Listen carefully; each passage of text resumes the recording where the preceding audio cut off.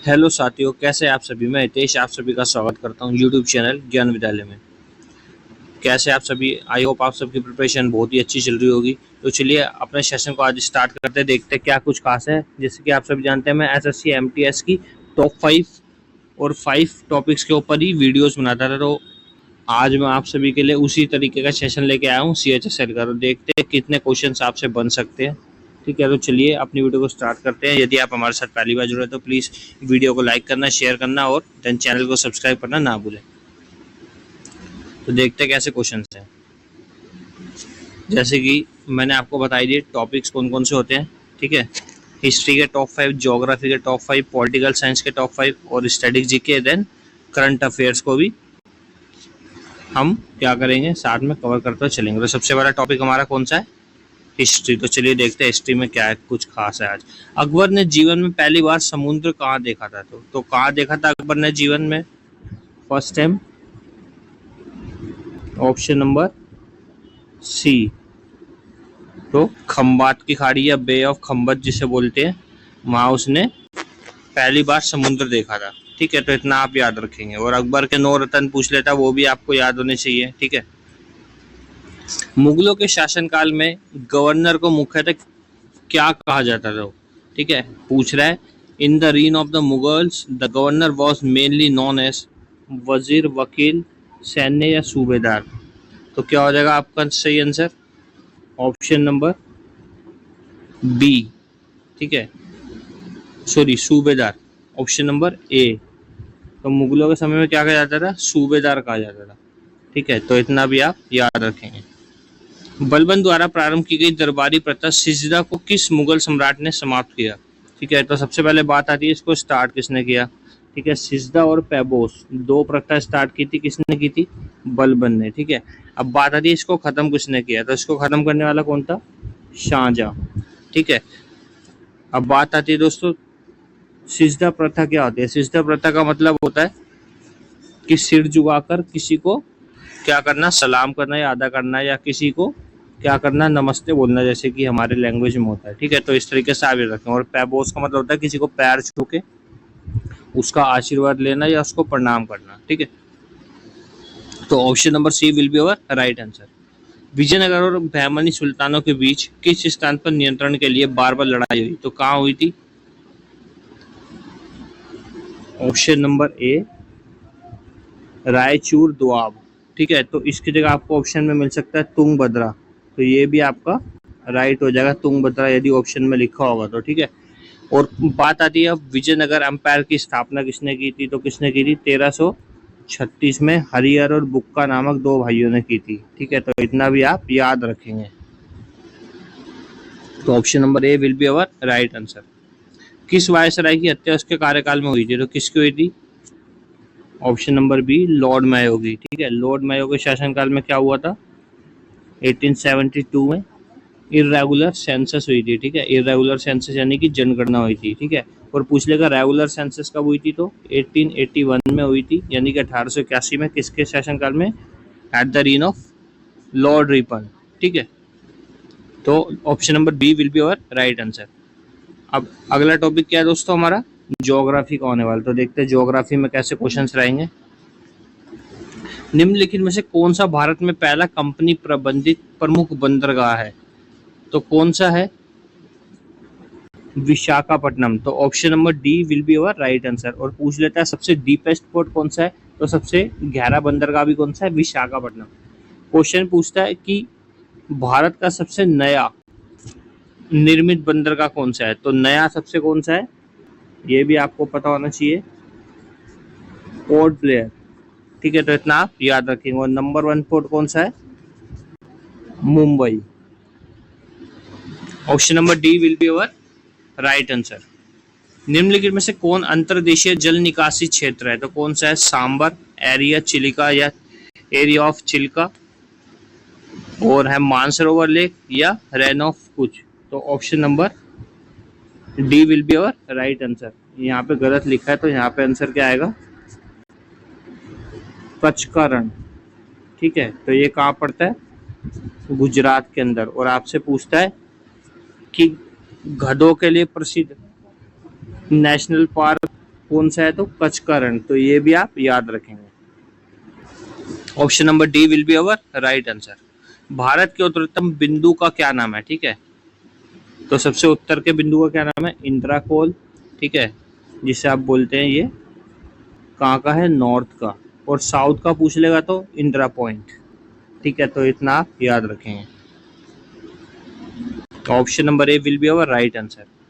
भारत में किस बिंदु पर बंगाल की खाड़ी, अरब सागर तथा हिंद महासागर मिलते हैं, यानी कि पूछ रहा है at what point do the Bay of Bengal, the Arabian Sea and the Indian Ocean meet in India, तो कहाँ मिलते हैं, Kanyakumari. Option number B will be our right answer.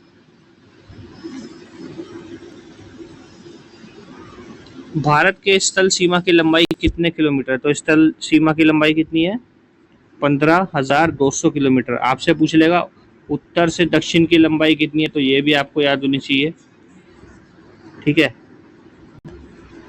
और 2933 ईस्ट टू वेस्ट, ठीक है।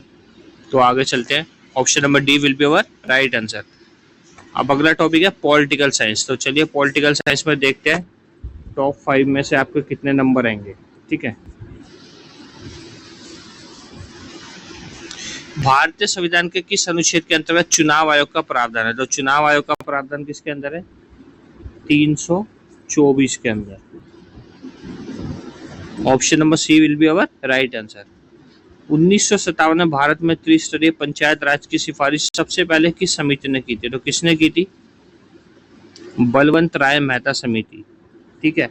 और ये तो हो गई क्या नाम है 3 टायर वाली, और सेकंड टायर पूछ लेता है तो वो किसने की थी, वो भी आपको याद होनी चाहिए, वो करने वाले थे अशोक मेहता जी, ठीक है, यानी कि 2 स्तरीय वाली किसने की थी, अशोक मेहता ने, ये भी पूछ लेता है, और बलवंत राय जी ने 3 स्तरीय की थी। तो option number C will be our right answer. महापौर कितने वर्षों तक पद पर रहता है, तो महापौर जो है कितने वर्षों का रहता है, ऑप्शन नंबर डी 5 वर्षों तक। अब आप दोस्तों सोच रहे होंगे महापौर कौन होता है, महापौर कुछ नहीं, मेयर का दूसरा नाम, या मेयर को महापौर भी कहते हैं, जो कि क्या होता है, नगर पालिका का सर्वोच्च अधिकारी बोल सकते हैं, या आप हेड बोल सकते हैं, ठीक है। मौलिक अधिकारों पर उचित प्रतिबंध कौन लगा सकता है, काउंसिल ऑफ मिनिस्टर, मंत्रिपरिषद, संसद, जनता, मंत्रिमंडल, तो कौन लगा सकता है, ऑप्शन नंबर बी संसद लगा सकती है, ठीक है। पूछता है कि ऐसे कौन से 2 आर्टिकल्स है जो इमरजेंसी में भी एक्टिव रहते हैं, तो वो भी आपको पता होना चाहिए, 20 और 21, ठीक है। Option number B will be our right answer. नागरिक और विदेशी दोनों को प्राप्त होते हैं, ठीक है, यानी कि वो पूछ रहा है कौन सा राइट ऐसा है जो नागरिकों को और फॉरेनर्स को दोनों को क्या होता है, प्राप्त होता है, तो कौन सा हो जाएगा, option number D legal rights, ठीक है। तो लीगल राइट्स जो है दोनों को इक्वल प्रोवाइड किए जाते हैं, तो option number D will be our right answer. अब है स्टैटिक जीके का पार्ट, जो कि बहुत ही इंपॉर्टेंट और बहुत ही इंटरेस्टिंग पार्ट होता है, ठीक है। तो चलिए देखते हैं किस तरह के क्वेश्चंस रहेंगे। संगीत की दुनिया में सितार के जादूगर के नाम से किसे जाना जाता है, तो किसे जाना जाता है, ऑप्शन नंबर सी रहीम सेन को जाना जाता है, ठीक है। नौरोज त्योहार किससे संबंधित है, नौरोज त्योहार किससे संबंधित है, पारसियों से, ठीक है।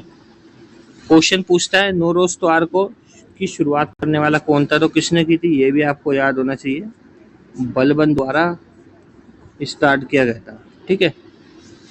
Option number C will be our right answer. चूहों के मंदिर का नाम से प्रसिद्ध मंदिर कौन सा है, तो कौन सा मंदिर है, करणी माता का मंदिर।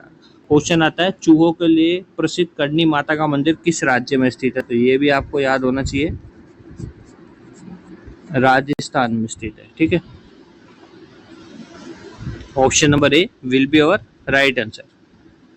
अपनी झुकी हुई मीनार के लिए प्रसिद्ध पीसा कहाँ स्थित है, तो इटली में स्थित है। Option number C will be our right answer. आधुनिक पर्यटन का जनक किसे कहा जाता है, विंडसर्फ, सैमुअल हैनमैन, विल्हेम वुंड या थॉमस कुक, तो किसको कहा जाता है, Thomas Cook. Option number D will be our right answer. अब लास्ट पार्ट बचा दोस्तों करंट अफेयर्स का, ठीक है। तो अब करंट अफेयर्स देखते हैं रिसेंटली वाले कौन कौन से हैं, ठीक है। तो चलिए जो जो इम्पोर्टेंस है वही मैं सिलेक्ट करता हूँ। निम्नलिखित में से किस दिन अंतर्राष्ट्रीय नर्स दिवस मनाया जाता है? तो नर्स दिवस कब बनाया जाता है? 10 मई, 11 मई, 12 मई, 13 मई। तो कब बनाया जाता है? ऑप्शन नंबर सी 12 मई को मनाया जाता है। जैविक उत्पादन को प्रोत्साहित करने के लिए निम्नलिखित में से किस राज्य में पहली बार आलू महोत्सव मनाया गया? आलू महोत्सव कब बनाया गया? तो कहाँ पे बनाया गया आलू महोत्सव? उड़ीसा में बनाया गया फर्स्ट टाइम, ठीक है। सॉरी, नागालैंड में बनाया गया है, ठीक है। ऑप्शन गलत हो गया, नागालैंड में बनाया गया है, ठीक है। तो दोस्तों ये वाला क्वेश्चन आप ध्यान से पढ़िएगा क्योंकि ये बहुत ही इंपॉर्टेंट है, पूछ भी सकता है कि जैविक उत्पादन को प्रोत्साहित करने के लिए निम्नलिखित में से किस राज्य में पहली बार आलू महोत्सव बनाया गया? ऐसे भी ले सकता है जैविक उत्पादन को प्रोत्साहित करने के लिए सर्वप्रथम पूर्वोत्तर राज्य, किस पूर्वोत्तर राज्य में आलू महोत्सव बनाया गया? तो नागालैंड में बनाया गया है, ठीक है। इसी तरीके से आपसे पूछता है कि पर्पल फेस्ट, ठीक है, पर्पल फेस्ट और ऑरेंज फेस्ट, ठीक है, ये कहाँ बनाया जाता है? तो ऑरेंज फेस्ट फर्स्ट टाइम बनाया गया कहाँ पे? गोवा के अंदर, ठीक है। ये भी आप याद रखो। पर्पल फेस्ट कहाँ बनाया जाता है? नागालैंड, कोहिमा, ठीक है। तो इतना आप याद रखेंगे। हवा से कार्बन डाइऑक्साइड यानी कि CO2 निकालने के लिए दुनिया का सबसे बड़ा संयंत्र किस देश में खोला गया? तो कहाँ खोला गया है? ऑप्शन नंबर डी आइसलैंड में खोला गया है, ठीक है। तो डी हमारा राइट हो जाएगा। पेरिस ओलंपिक के लिए क्वालिफाई करने वाले पहले भारतीय पुरुष पहलवान कौन बन गए? तो कौन बन गए? Aman Sherawat. Option number D will be our right answer. वित्त वर्ष 2024 में भारत का सबसे बड़ा व्यापारिक साझेदार कौन बन चुका है? तो कौन बन गया? America, Russia, China, France. तो कौन बना है?